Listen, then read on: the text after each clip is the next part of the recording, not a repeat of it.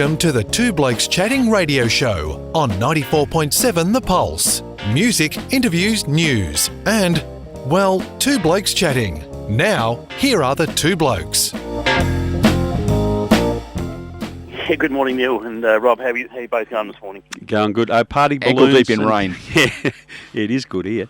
Party balloons still around the town of Port Lincoln after the debut of young Benjamin Jarvis last night, Dave?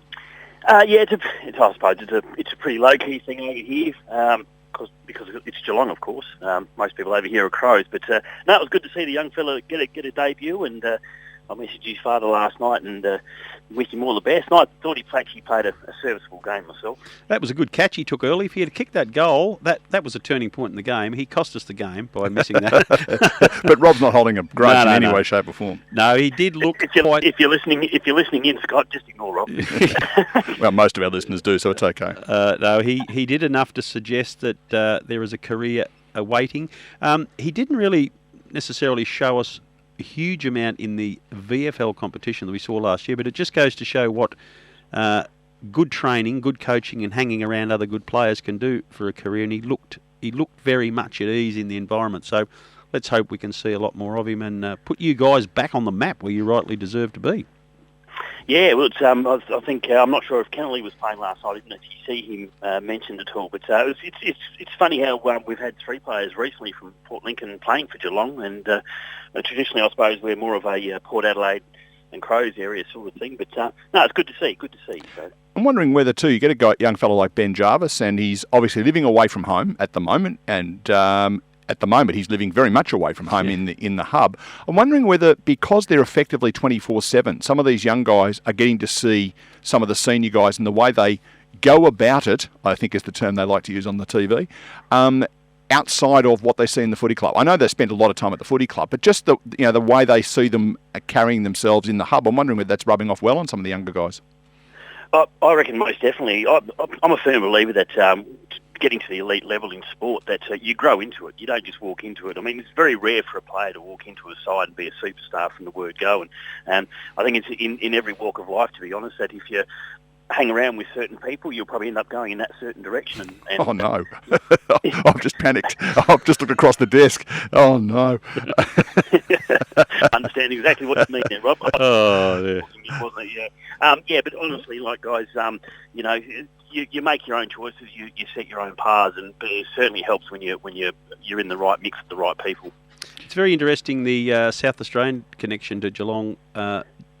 Geelong seems to regularly have around 25% of their list of South Australians, and I don't know whether that's Stephen Wells has a soft spot or whether there's something in the water over there that attracts his recruiting, but it's a very consistent number. They usually have somewhere between 10 and 14 players on a list of 44 or 5. It's an interesting observation.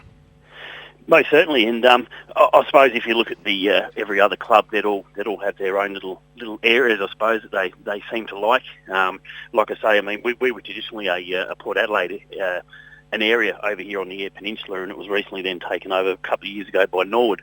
And Nord is quite a good ground. There's players leaving Nord Football Club all the time to go off into the AFL, and we were lucky enough actually last night Nord Football Club won a game to keep themselves in the race for the finals with a Ryan Bastanak making a return to them. So Basty, the great man.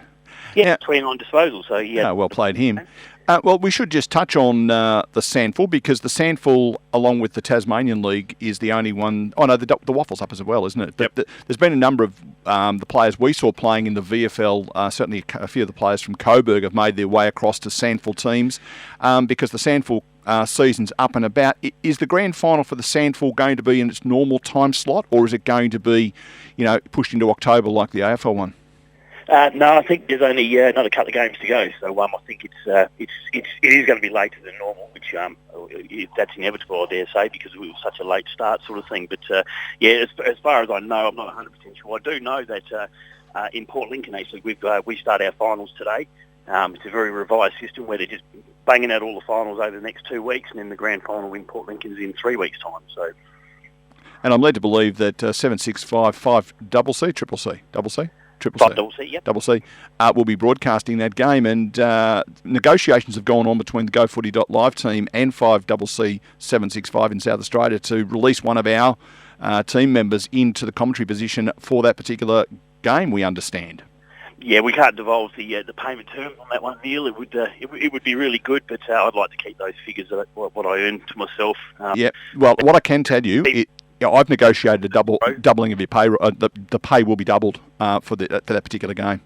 Yeah, well, actually, the director of the radio station, Mr. Darren Allard, I quite often have a joke with him and ask for a pay rise, and he quite often doubles it. Yeah, no, we've arranged to negotiate a double for you. So tell us who's sitting at the South Australian National Football League, Rob. What's I was going to say what's weird about it? that could be a show in itself. But what's unusual about their ladder? That they have that's different. Dave, let him have a moment. Well, the obvious one is the mathematical equation to find the percentage. Correct. That's weirdly different. So, in fact, a 50% is the equivalent of 100% in the AFL. Yeah. So the way they do it is the AFL is the percentage is worked out as what percentage you score as opposed to your opposition. Yes. And the South Australian is what percentage of the score you have in total. So if you've got 60, you've scored 60% of all points Correct. in all of your games. Yes. So it's just a slightly different way of doing the same thing. So is it a top four over there?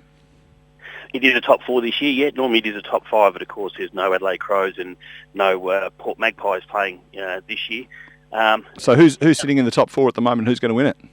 Well, of course, Norwood are hanging on to, I think they're hanging around fourth spot. At the moment, the Eagles, as some people call them, the hybrid team, because it was actually a team, Woodville Warriors and West Torrens merged about, probably a good 25, 30 years ago, I think. Yes, but, indeed. So they're sitting on top, and unfortunately, on the other end of the scale is a great team that won.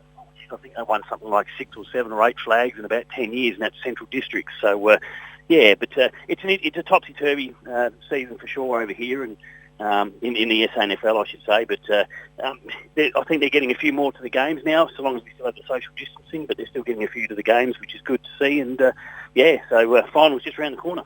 Yes, because I think one of the things, if you ever get the chance, and I'm not sure whether you may have already seen this, Dave, but I was fortunate enough to get across to Adelaide for a conference last year, and they held it at the city end of the Adelaide Oval. And if you go in there, where all the function rooms are, there's like a display of every club that's ever been in the SANFL, including Woodville and West Torrens, and their jumpers and all that sort of stuff. It's a really good historical thing if you get a chance to go and have a look at that. Yeah, it is a really good thing to see, and history is everything in sport, really. Just as you're a Lions supporter as well, Neil, but we always I enjoy watching the Bears, even though I was a Fitzroy supporter. But any footage of the Bears, it's all part of one club, and history is made up of the entire time. Now you had a bit of excitement over here in your neck of the woods this week regarding a couple of lost fishermen. Is that correct? They get a bit of a buzz around the village. Oh yeah, it's a bit controversial too, Rob. It's I think one of them has actually just been heavily fined, actually, for not having a current EPIRB and all the safety gear. And I suppose rules and regulations state that it's no different than a car. You've got to have a boat that's roadworthy. You've got to have the safety equipment. I think you've actually got to have a licence to actually run the boat as well. So, but look, lucky the guys. I think they made some foolish choices, but at the end of the day, at least they survived. There was no loss of life, and probably a lesson learned for everyone there, I think. Yeah, we have a regular fisher correspondent on this show, and we talk about boats, and he's very big on boating safety, understanding the weather, understanding the conditions, and the comments are made. Some people say things are over-regulated, but when there's such a cost involved and manpower involved to find people who get themselves into strife, I can understand why it needs to be regulated heavily, because some people just think they are Superman. They get a grog in, get out on the water, and it all turns very, very messy. So I think you have to particularly have the right gear, flares and safety jackets and all that sort of thing. That's very important. But some people do just draw the line. So yeah, you're right. It's a happy ending, but yeah, clearly very messy along the way. Yeah, and not to mention too that there can be loss of life, but it's just so expensive to just to go out and search for these people when it's completely unnecessary. I don't know the actual whole story, but from what I've heard bits and pieces, there was just a simple little phone call to someone about, we're taking on a little bit of water, and then 2 days later, that person then notified authorities. So things could have been done a lot differently. It is what it is, but people just need to realise that there's a lot on the line every time we jump in a car or get on a boat or a motorbike, and it's not just your own lives; it can be other people as well that you're putting at risk. And boats and fishing still a huge part of your town's economy? Yes, it is. It's probably what's keeping it going. Like last time we talked, Rob, if you didn't know anything about COVID-19, apart from seeing crosses on the floors in shops and people standing 1.5 metres apart, you wouldn't even know it existed. So we've been very lucky over here, and pretty much our economy has bounced right back. It's the whole of the Eyre Peninsula is pretty much what it was before it all started, and I think that's due to probably mainly the farming sector as well, because farmers are isolated, they're out on their own blocks and just doing what they need to do and praying for a bit of rain. Windows are still breaking, Dave? They are now, thank goodness, yeah. For a little while there, no one was driving their cars, they weren't breaking any windscreens. I probably thought I need to start getting a slingshot out, but I didn't. You're back in the game. Yeah. And I'm back in the game. Things are booming at work. We've got an extra guy starting in a couple of weeks' time, which should be good, and this old fella might be able to take a little bit of time off and play a bit of golf. I remember golf. Yes. Yeah. I tell you what, if you want some rain, can we do a deal for you? Yeah. It is 100% likely every hour between now and 3 a.m. that it's going to rain in Geelong. So we are... I can give you some news then, Neil. Once you've had your dose there, Yep. we've got about a 90% change of about 5 to 10 mil today, and I'll send that all over your place if you like. That'd be great if you wouldn't mind, yeah, because Rob came in this morning. He's one of those farmers, the ones that come in and go, we could do with some rain. And I'm just waiting for the phone call at 2:15 this afternoon when he says, I've had far too much rain lately. We take it away, please. Yeah, that's right. It is a 15-minute window, which I call the Goldilocks period. Yes. Where it's just right. And then, I've had far too much rain. No, that doesn't happen in September, Neil, I can assure you. It's all those other months where it's a problem, but definitely not September. So, Dave, before we let you go, we should get a prediction out of you. Take your mind to the actual results as distinct from what your heart's saying. Who wins the premiership in the AFL? Oh, look, unfortunately, I'm going to say I think the Tigers are coming good at exactly the right time, and I called it last year when they had all their injuries and kept winning games. I just hope that the Brisbane Lions, we might be the worst in the league for accuracy, but we are still equal tops. So if you fix that up, you're going to be a serious contender. Well, if we'd actually fixed it up at the beginning of the year and kicked all those goals, we'd be premiership favourites and flogging everyone. But anyway, you've got to put it through the big sticks to win the games, and but my pick I think is Richmond, and probably going to be maybe a Richmond West Coast grand final. Well, that's a bit cool, given that the West Coast are more than likely going to finish up fifth. My suggestion to Rob, and he rolled his eyes, so I picked them up and rolled them back, that I think that if Brisbane play Richmond, and it's more than likely that that's how it will be in the first round of the finals, as things go, assuming that the games go the way you would expect them to go based on ladder positions. Yep. I think this is the one. It's been building and building. The last 3 times we've outplayed them for much of the game, and they haven't been able to get it onto the scoreboard. The scoreboard thing, all it needs to do is click. And the other night, there was much hullabaloo about the fact I think Brisbane kicked 8 behinds. Well, 3 of them were rushed, and 2 of them hit the post. I think they kicked 3 behinds, and one of those was from the boundary. So I'm a bit bullish about them if they do get the Tigers. Hey, if you're going to have one crack at them, wouldn't you prefer to be on October the 24th? Oh, I'm hoping they're not there. I'm hoping that we're playing Port Adelaide because we owe them one from 2004. Not that I hold a grudge. So long as Port don't get in, I'll be quite a happy man, actually.